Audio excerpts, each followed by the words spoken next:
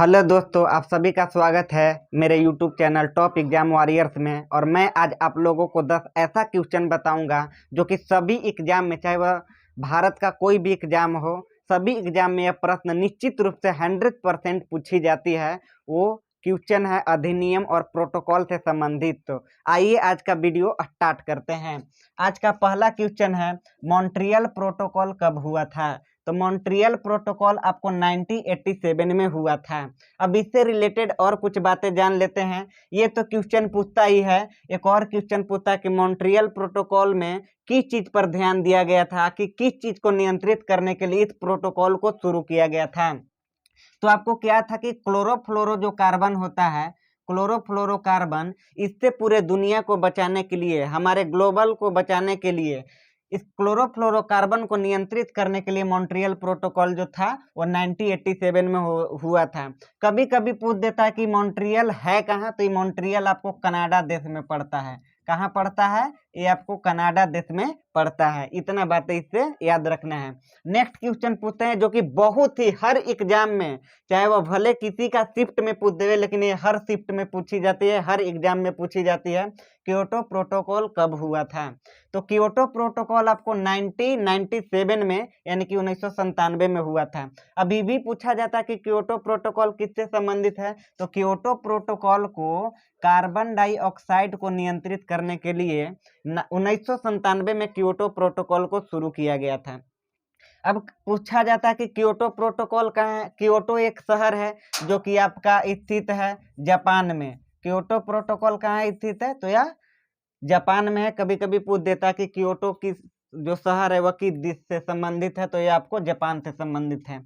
Next question हम जानते हैं, वन्य जीव संरक्षण अधिनियम कब हुआ था? ये भी क्वेश्चन आपको हर एग्जाम में देखने को मिलेगा। तो वन्य जीव संरक्षण अधिनियम 1972 को हुआ था। अब इससे रिलेटेड कुछ बातें जान लेते हैं। तो जैसे वन्य जीव संरक्षण अधिनियम में क्या था कि वन्य जीवों को संरक्षण करने के लिए अधिनियम लागू किया गया था। साथ ही साथ याद रखिएगा कि 1973 में आपका जो हुआ था वो आपको टाइगर प्रोजेक्ट शुरू हुआ था। टाइगर प्रोजेक्ट शुरू हुआ था टाइगर को संरक्षण करने के लिए। कभी कभी एक क्वेश्चन पूछा जाता है कि जो वन्य जीव आपका टाइगर प्रोजेक्ट, एलिफेंट प्रोजेक्ट भी पूछता है कि एलिफेंट प्रोजेक्ट कब हुआ था भारत में आरंभ? तो एलिफेंट प्रोजेक्ट के बात यदि किया जाए, एलिफेंट प्रोजेक्ट के बारे में, तो ये आपको 1992 यानी कि 1992 में एलिफेंट प्रोजेक्ट शुरू हुआ था। नेक्स्ट क्वेश्चन बात करते हैं, बैंकिंग रेगुलेशन कब हुआ? अब ये बैंकिंग रेगुलेशन का मतलब क्या है? बैंकिंग रेगुलेशन का मतलब होता है कि बैंकों को केंद्रीयकरण किया जाने लगा, उसे नेशनल लेवल पर लाने के लिए, उसे एक राष्ट्रीय महत्व का बैंकिंग का दर्जा देने के लिए यह रेगुलेशन शुरू किया गया। ये आपको 1949 में शुरू हुआ। 1949 में क्यों शुरू हुआ? क्योंकि 1949 में ही हमारा जो सेंट्रल रिजर्व बैंक है, आरबीआई, उसका जो था राष्ट्रीयकरण 1949 ईस्वी में हुआ था। उसी समय बैंकिंग रेगुलेशन भी हुआ था। साथ ही साथ याद रख लेना है कि आरबीआई का अधिनियम कब है? तो आरबीआई का अधिनियम 1934 का है, जबकि इसका स्थापना 1 अप्रैल 1935 को हुआ था। तो ये भी बातें याद रखना है। आरबीआई का हेडक्वार्टर आप लोग जानते ही हैं कि मुंबई में है।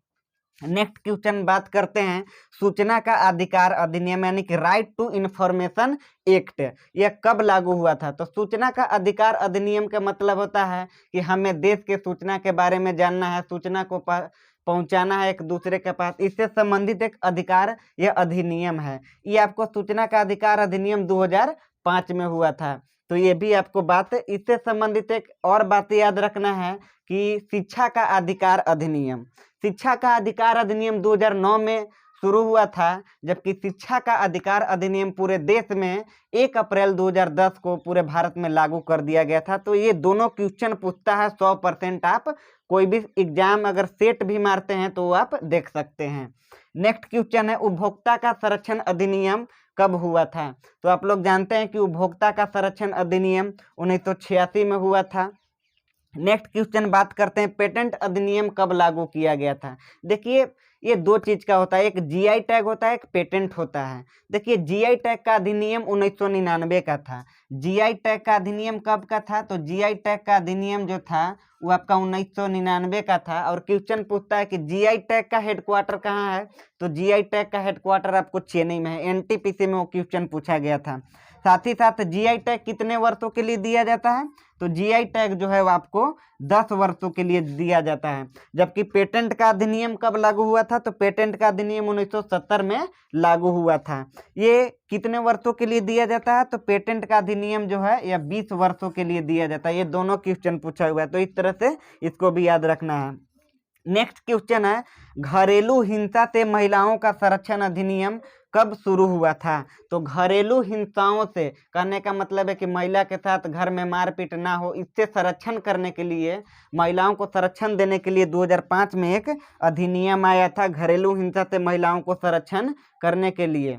नेक्स्ट क्वेश्चन बात करते हैं, SEBI stock exchange board of India, ये क्या होता है, तो ये शेयर मार्केट को नियंत्रित करता है। तो सेबी का अधिनियम कब हुआ था, सेबी का अधिनियम 1992 में हुआ था। जैसे कि आप लोग सबको जानते हैं कि सेबी में आपका दो पार्ट हो जाता है, एक बीएसई बॉम्बे स्टॉक एक्सचेंज आता है, एक एनएसई नेशनल स्टॉक एक्सचेंज।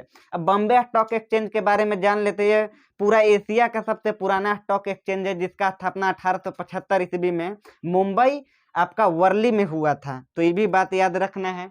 वहीं नेशनल स्टॉक एक्सचेंज के बारे में बात करें तो उसका स्थापना 1992 ईस्वी में हुआ था, उसका भी हेडक्वार्टर मुंबई में है। नेक्स्ट क्वेश्चन है, नरेगा का अधिनियम कब आया था, तो देखिए नरेगा का अधिनियम क्या है कि जो बहुत ही गरीब मजदूर थे उनको 100 दिनों को रोजगार देने के लिए ये नरेगा अधिनियम आया था, और ये आपको 2005 में हुआ था। इसका नाम मनरेगा कब हो गया था, इसका नाम मनरेगा कब हो गया था, ये भी एनटीपीसी में पूछा हुआ क्वेश्चन है। तो ये आपको 2008 में इसका नाम मनरेगा हो गया था। तो यदि मेरा वीडियो अच्छा लगे तो मेरे वीडियो को लाइक करें और मेरे चैनल को सब्सक्राइब करें। जय हिंद।